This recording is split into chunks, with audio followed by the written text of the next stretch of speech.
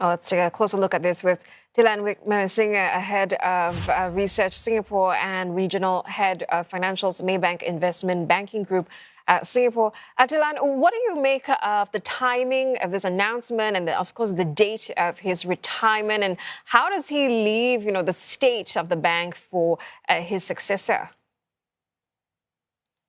I think there was expectations of this kind of building up in the street in terms of retirement. But I think, what he's leaving behind is a transformational legacy. I mean, if you look at DBS before Piyush Gupta joined, ROEs were, are sub 10%. In the latest numbers, we saw ROEs getting to about 19%. So that's a huge, huge improvement. And with that, we've seen that the bank transforming from a very wholesale-oriented bank to a much more universal bank with very strong platforms in terms of wealth management, consumer banking, as well as institutional banking. All of that wrapped around with a very strong digital offering as well. And within the same time, we've seen the DBS share price increasing 2.5 times, during his tenure. So very strong, very transformational legacy that Piyush is leaving behind. Yeah, so, you talked about this strong transformational legacy, of course, driving the technological changes as well at the bank. But Mr. Gupta was also at the helm when some of the bank's worst disruptions took place. What will people remember from his tenure? Do you think he has done enough to resolve this major challenge in order to close this chapter of his career on a positive note?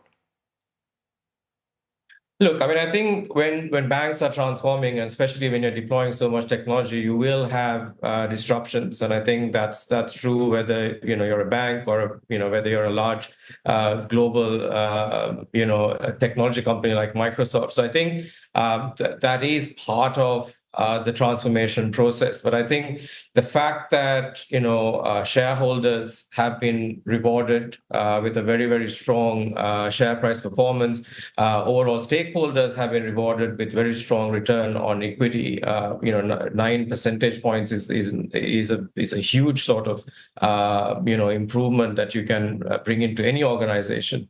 I think he will be remembered more from the transformational angle of this very large organization more than the disruptions. Right. Thilan, when Mr. Gupta actually last spoke with us on CNA in our Work It podcast last year, he said that his leadership style has evolved. In fact, I'm going to play you that snippet of the interview right now. My leadership style has evolved, and it has been driven more from an appreciation of technology and an appreciation of what I talked about, the millennials and Gen Z, and how they would like to work and be managed. So my style changed to see how do I actually involve younger people and therefore get to a more horizontal style of management, a more participative leadership style, as opposed to a more directional and directive leadership style. So culture was something that Su Shan brought up as well. And in that podcast, Mr. Gupta noted in particular how he's trying to get a more horizontal style of management, more participative leadership style. How do you think this has worked to his advantage in transforming the bank? I mean, I think very large organizations like DBS, the whole sort of directional vertical management styles don't work anymore. It's too complex and too widespread to do that. So I think it is an evolution to have horizontal leadership. You need to empower and provide the necessary tools, which I think a lot of the digital technology that companies like DBS has been investing in has enabled to enable the different leadership functions and the different functions themselves to drive strategy. So I think it has clearly worked in DBS's case, and I think I think that's not just a DBS issue, but I think it's a much more broader issue for a lot of banks as well as other large corporations that are growing. As you become multinational, as you become from a single product to multi-product, and the complexity increases, you need to have much more participatory management than a very directed management. Right. Let's look now at Ms Tan Su Shan. She's DBS's head of institutional banking. Talk to us about her track record. She started off at wealth management. She's also spent time at institutional banking business. What is the agenda for her ahead? Is she likely to follow quite closely to what Mr Gupta has done?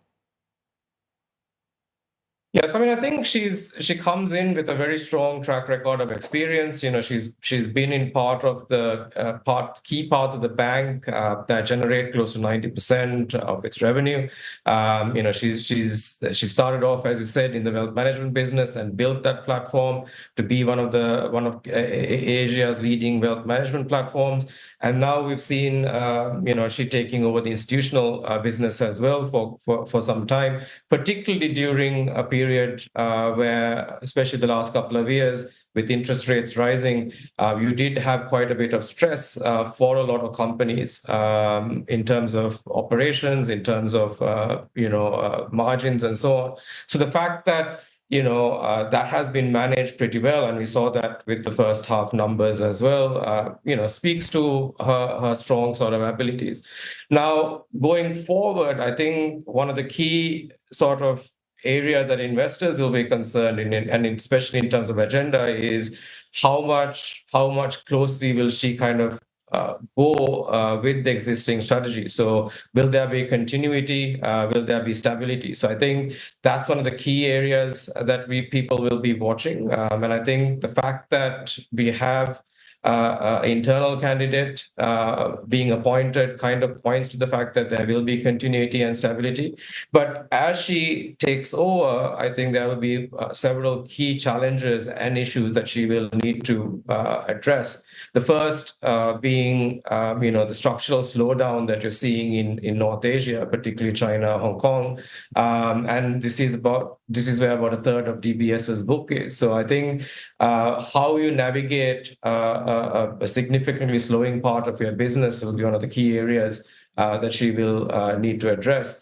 And at the same time, she will be kind of taking over at a time when we expect interest rates to be coming off on a full-blown scale with the Fed starting to cut. So again, managing the banking business, which has enjoyed phenomenal margin growth over the past couple of years to a point where margins are going to start to come down will be one of the key challenges that she will need to manage. And also the third point is DBS has been very clear, especially over the past few quarters, on returning more capital to shareholders. DBS sits on a significant amount of excess capital.